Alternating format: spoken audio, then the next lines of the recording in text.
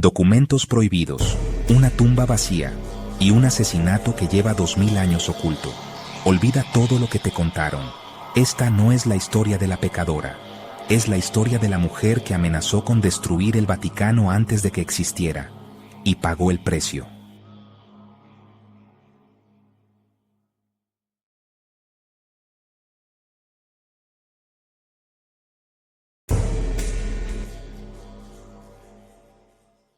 La historia oficial es simple, casi conveniente. Nos la presentan como María Magdalena, la prostituta, la pecadora, sanada por Jesús y relegada a un papel secundario. Una figura de arrepentimiento. Pero esta narrativa es una mentira fabricada meticulosamente siglos después de su muerte. Una mentira diseñada para ocultar una verdad mucho más peligrosa. Para entender el crimen, primero debemos entender a la verdadera víctima.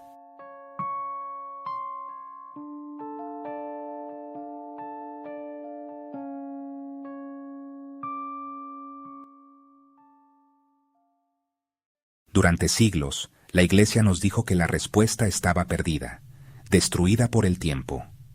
Pero en 1945, cerca de Nag Hammadi, en Egipto, unos campesinos encontraron una jarra de barro. Dentro había textos antiguos, evangelios que el Vaticano había ordenado destruir, evangelios prohibidos, entre ellos el Evangelio de María. En estas páginas, María no es una seguidora silenciosa, es la confidente, es la líder, es la única que recibió enseñanzas secretas que ni siquiera los otros discípulos, como Pedro, pudieron comprender. El propio Jesús la elogia por encima de todos. La llama la apóstol de los apóstoles, la primera testigo de la resurrección. Y aquí es donde comienza el motivo del crimen.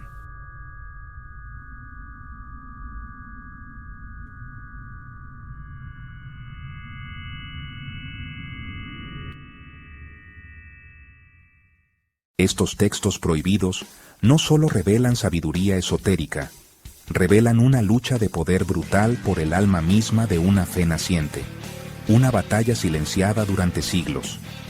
En el centro de esta tormenta se encuentra Pedro, el apóstol designado como la roca sobre la que se construiría la futura iglesia. En un mundo rígidamente patriarcal, la idea de que una mujer, incluso una tan cercana al maestro, pudiera ostentar una autoridad espiritual superior, era simplemente inconcebible para él. No podía aceptar la autoridad de María. El Evangelio de María describe una escena de tensión palpable. Pedro, consumido por los celos y la incredulidad, la confronta directamente frente a los otros apóstoles. ¿Realmente el Salvador habló con una mujer en privado, por encima de nosotros?, le reclama. Su pregunta no busca una respuesta, sino que es una acusación. No era una simple discusión. Eran dos visiones del mundo en guerra. La visión de María era de espiritualidad interna, de conocimiento directo y personal con lo divino, sin necesidad de sacerdotes ni templos. Una fe liberadora. La visión de Pedro era de estructura, de reglas, de jerarquía, una institución terrenal diseñada para perdurar, de una iglesia. Ambas visiones no podían coexistir, eran fundamentalmente opuestas. Para que la iglesia de Pedro, con su cadena de mando y su doctrina unificada, pudiera triunfar y expandirse por el imperio, la iglesia de María, íntima y personal, tenía que desaparecer. Entonces, ¿qué le pasó a María Magdalena? Después de ser la figura central en el evento más crucial del cristianismo, la historia oficial se vuelve peligrosamente silenciosa. Un vacío tan absoluto que parece un acto deliberado, un borrado intencional. Estuvo al pie de la cruz cuando los apóstoles huyeron. Fue la primera en llegar a la tumba vacía. El propio Jesús resucitado le encomendó anunciar la buena nueva. Y después, simplemente, se evapora de los textos canónicos. ¿Cómo es posible que la apóstol de los apóstoles sea borrada tan limpiamente? La respuesta podría estar en una feroz lucha de poder por el alma del cristianismo. Algunas teorías, basadas en antiguas leyendas francesas, dicen que fue exiliada. Forzada a huir por mar, desembarcó en lo que hoy es Francia. Allí, sus enseñanzas de un cristianismo más místico sobrevivieron en secreto, nutriendo movimientos heréticos como el de los cátaros, masacrados siglos después por la Iglesia. Pero otras teorías sugieren algo más oscuro: un silenciamiento físico, un asesinato para eliminar a la líder de la facción rival antes de que su influencia, que competía con la de Pedro, se volviera imparable. Un crimen perfecto, sin cuerpo, sin testigos, sin rastro. Pero el asesinato más efectivo y duradero no fue el de su cuerpo, sino el de su identidad. Una ejecución de su carácter que se prolongaría por casi 2 milenios, transformando a la apóstol en una pecadora arrepentida. Esto no fue un simple error, sino una calculada campaña de difamación. Para consolidar su poder masculino, la Iglesia primitiva necesitaba neutralizar a María Magdalena. El golpe maestro llegó en el 591. El Papa Gregorio Magno, en su homilía 33, pronunció un sermón que reescribiría la historia. Declaró oficialmente que María Magdalena era la pecadora anónima que lavó los pies de Jesús.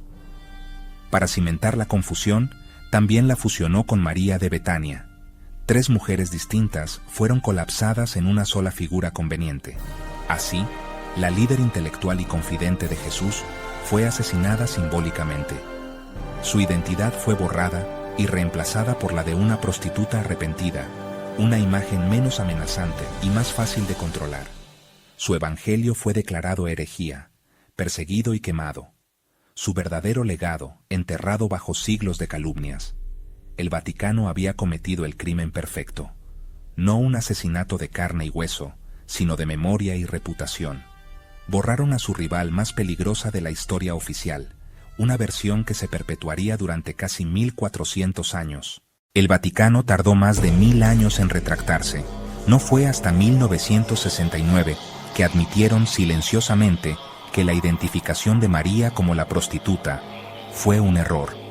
Un error, o la estrategia de propaganda más exitosa de la historia.